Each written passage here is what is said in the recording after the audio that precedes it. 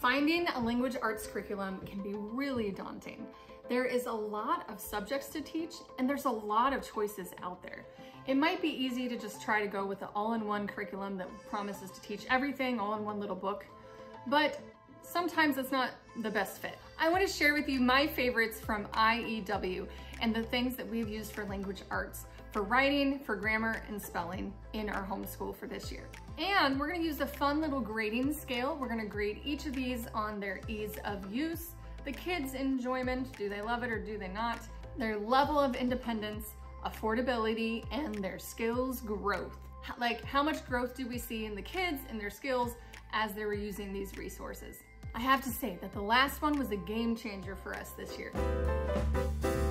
By the way, hi, I'm Ashley. If we haven't met yet, I'm a homeschool mom to 3 kiddos, been homeschooling for about 10 years now. My mission here is to help you grow in your homeschool and adapt to your own children's needs so that you can find the joy in your family and in Jesus.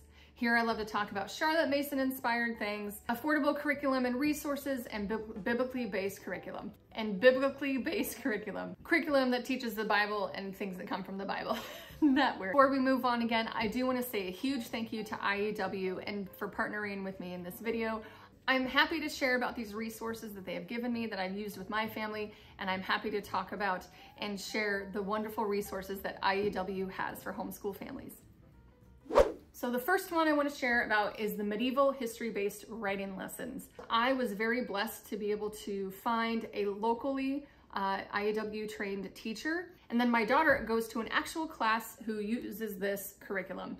So last year they used US history. This year they are using medieval based history.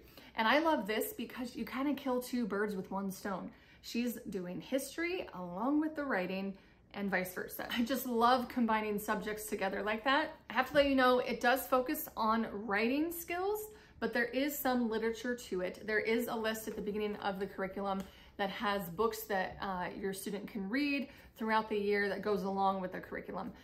There isn't much done with that book, but they do read it, and then they read other things in the assignments to go over the actual writing skills. But there is a little bit of literature, but there's not a lot. It's not overly literature based. So it's mostly training in the structure of writing and adding good, strong verbs and good word usage. And to me, this was it. This was exactly what I needed because my daughter is a natural writer. She does love writing. She has a knack for telling stories and she's good with words. She loves reading too.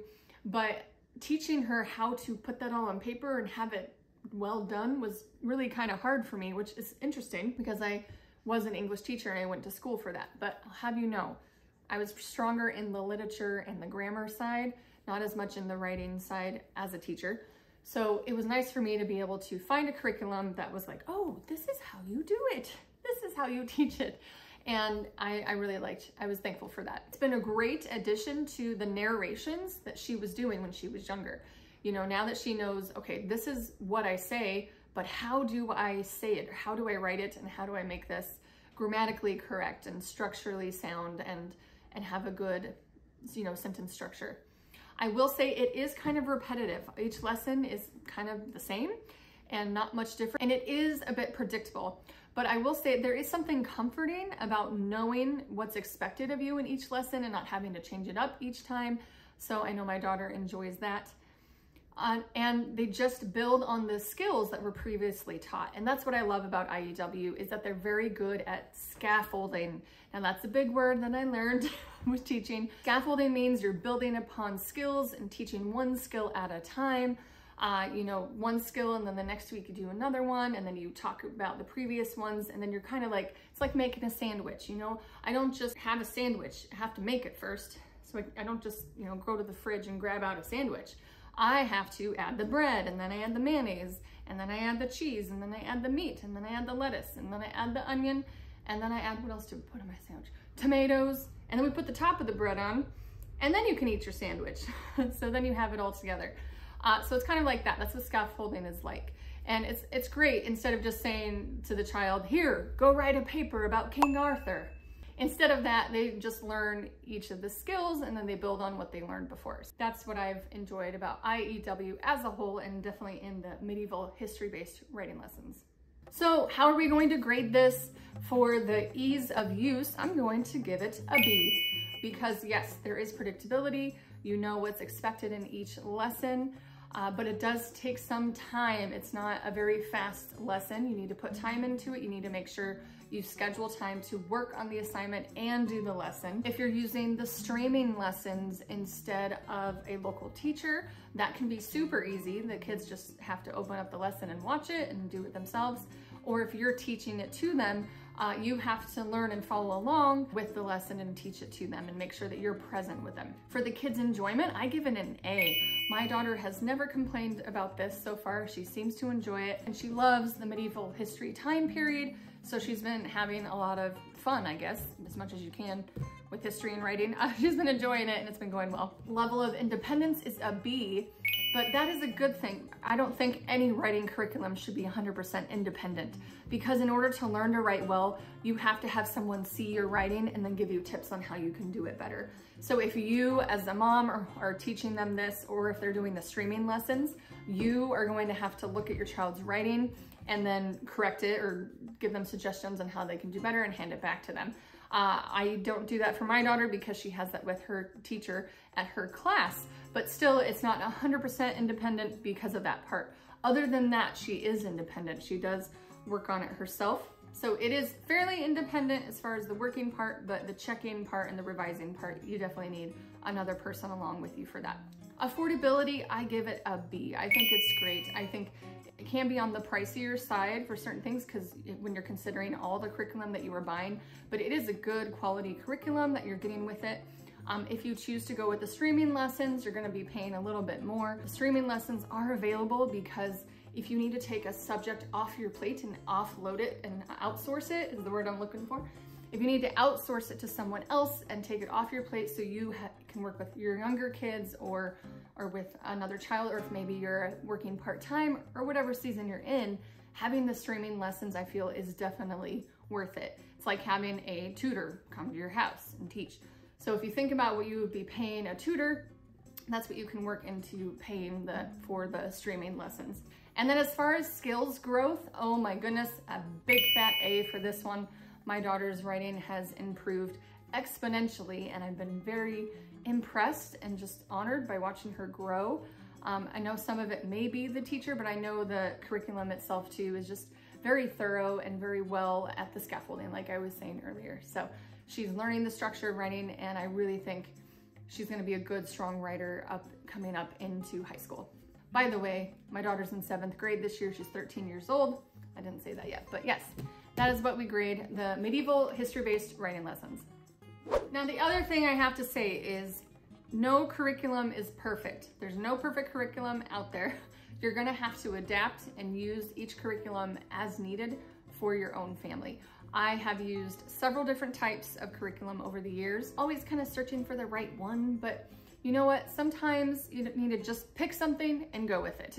So that's my little disclaimer whenever I talk about curriculum reviews. So even though not every curriculum is going to be a good fit for everyone, it will be a good fit for someone. So I want you to see here how we've used it and what type of students I have, and maybe you can see that and compare that this might be a good fit for you and for your family. So yes. The second one I want to talk about here is Fix-It Grammar. And I love this so much. I love it. I'm gonna give it an A all around. We are using level 2, Town Mouse and Country Mouse, with my 5th grader. I'll give you that at the beginning this time. He is 5th grade. He's 11 years old now, turned 11 last month. He's been working on it since the end of 4th grade though. So we are just continuing with it. So he is about halfway now. But anyway, there we go. Let's talk about it. So I loved grammar as a child, so I might be a little bit biased for this, but this is a great grammar curriculum. I've looked at others and used a few others, and this one is just fun. Well, fun for people who enjoy grammar, but it's just thorough, it's well done. It also scaffolds very well, just like the writing lessons do. They build upon skill upon skill. If you look at the back of the book, you're gonna be like, wow, I have to find all of those things. But that's not how it starts out. When you start out, it's like, find the nouns. Oh, okay, I can find nouns. Then it's the next lesson, find the verbs. Okay, I can find the verbs and the nouns. As they go on, they're learning about each parts of speech and a little bit of like the end marks and the commas. things like that. So I love the way this is just laid out. It's just very thorough and well done.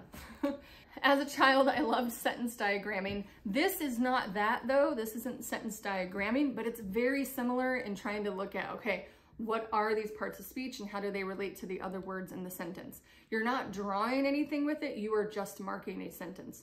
I love in this book that you can just mark right in the book. They don't have to copy the sentence into a notebook, mark it all up in there, and then rewrite the sentence in a notebook. It's all just in this one journal right here. And I don't have to, you know, run around and try to find the next lesson. It's just all in one book. And you just go from one lesson to the next, and it's all in here. Some families may not like this structure. It isn't necessarily giving grammar in context. It kind of is, because you are building upon one story. Some other ways to teach grammar is to take a book that you're reading for read aloud and find a sentence within what you're reading and then talk about it and look at the parts of speech in that sentence and how does it relate to the rest of the words on the page, all that. So in one way, this is kind of taking grammar out of context, but, a big but, I don't think it's that bad, especially for this level, especially for, you know, 3rd, 4th, 5th grade.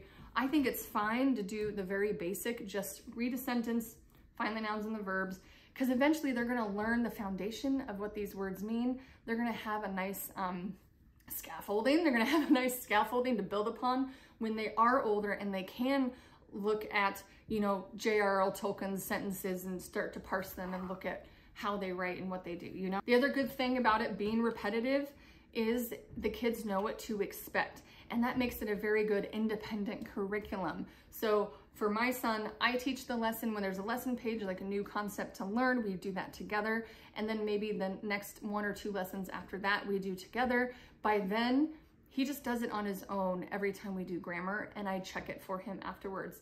And I'll tell you, he's grown so much in this. He did not want to do it by himself for a long time, but once he realized he could do it and he knew it, he now does it very well independently. And that's another thing I love about it. It's something that I've offloaded and I don't necessarily have on my plate to have to teach him every single day. So to grade Fix-It Grammar, I'm gonna do ease of use is a B. Why did I say B? Why did I say B? Oh, okay. Ease of use is a B, maybe an A, like A minus, I would say. So it shows you what to mark, it shows you where it is, it tells you what each of these mean, all in the teacher's manual. I know most of these naturally because I love grammar. I don't always use the teacher's manual, but it's there, it's nice. The kids' enjoyment, I'm gonna grade it as an A. None of my kids have complained about it, and we enjoy doing this together. Level of independence, I'm gonna say a B, because again, it takes some training at the beginning for them to know what is expected of them and what it looks like, as well as you need to check it. So they can do it on their own, but you need to be looking at it and make sure they're doing it right. You don't have to look at it after every lesson. Maybe at the end of the week, you can check all the ones they did that week, things like that. So as far as independence, I would say a B. Affordability is a B as well. And skills growth is an A for sure. My son, I'm so glad how he's grown in using the Fix-It Grammar. The last thing that is my IEW favorites this year is Phonetic Zoo. It's called Phonetic Zoo. This has been a game changer, like I said, for spelling for all of my kids. I've used a few other resources, never really landed on what I was looking for. I tried the whole Charlotte Mason copywork thing, but we were very inconsistent with that. We tried All About Spelling, which I think is good if you can use All About Spelling before you use this. I love this because it is more independent, because it comes with the audio downloads. So instead of me reading and doing it every time, which I could, like I did for All About Spelling, they have an audio that they listen to and they can do it on their own as something independent. The great thing about Phonetic Zoo is it comes in 3 different levels, and you can use the same cards for all 3 levels. For example, my oldest is using level C and she's 13, 7th grade. My younger 2, 3rd and 5th grade, are using level A together right now. So they're learning the same rules, phonics rules, all throughout each lesson, but the words become more difficult. So if a child's gonna go through the whole series, you know, they'd start in A, level A, and they would do these words, and then level B, they would do these, and then level C, they would do these. There are more words, by the way. Those are just the samples. These are all the words. There's 15 words for each lesson. And at first I thought that might have been too much, but we're going for it, and the boys have been doing okay with the 15 words. If you need to shorten it, maybe cut it in half and spread out the words a little bit. If you have a child who needs a little extra help or can't go as quickly, totally a thing that you could do. I don't recommend using Phonetic Zoo until 3rd grade at the minimum. My 5th grader, this is his first year using it. He hadn't used it before. My 3rd grader's jumping on it right now. It is a teeny bit difficult for him, but that's okay. He's just gonna go a little bit slower than his brother, but my 5th grader is picking it up pretty well, and it's going well. But I think if I would have used it earlier for any of my kids, it would have been too early. So I think 3rd, 4th, even 5th grade is fine to start something like this. And I would recommend using something like All About Spelling, even The Good and the Beautiful if you're using that. Or I think IEW's own PAL has some phonics rules in there. To explain more of that, my 5th grader was struggling a whole lot with spelling when he was younger. I tried it 1st grade, wasn't going well. Tried it in 2nd grade, did not go well. And then again in 3rd, we tried Good and the Beautiful, we tried All About Spelling, but it was super tough with him. So I decided to focus on the reading skills before we even picked up the writing. And I think that was a good call for him. Some kids may be ready earlier, and that's fine, but I know he wasn't. So that's just a little tip from how I used it in my family. Phonetic Zoo uses the phonetic rules, the phonics spelling rules, which is great, and I love that because you're not gonna be able to learn English spelling without them. The other thing that's really neat that they've done to help remember those rules is they have like a jingle, like a little rhyme that goes before each lesson, but you really can't learn how to spell in English without knowing these phonetic rules. And Andrew Pudewa talks about this in his Spelling and the Brain presentation, so I'll put a link to that in the description below. If you want to learn more about that, I highly recommend watching that. If you're, you know, a language arts nerd like I am, or if you're a homeschool mom who's going to teach spelling, I would recommend watching that video or listen to it. It was so good and totally made me want to just love this even more.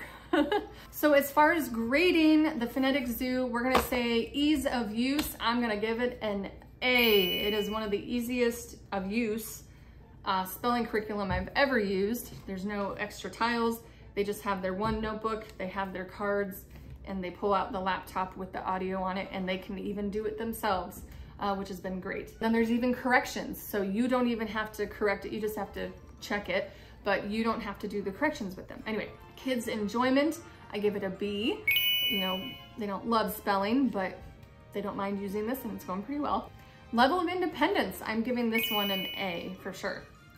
Affordability, I'm gonna give it a C. Again, I'm gonna say it's the best spelling curriculum I've found out there. The premier package for the Phonetic Zoo is probably your best deal because you're gonna get all 3 levels in one. And if you're pretty sure you're gonna use it continually, or for each kid, or for, you know, as your child ages, that's gonna be your best deal, I would recommend.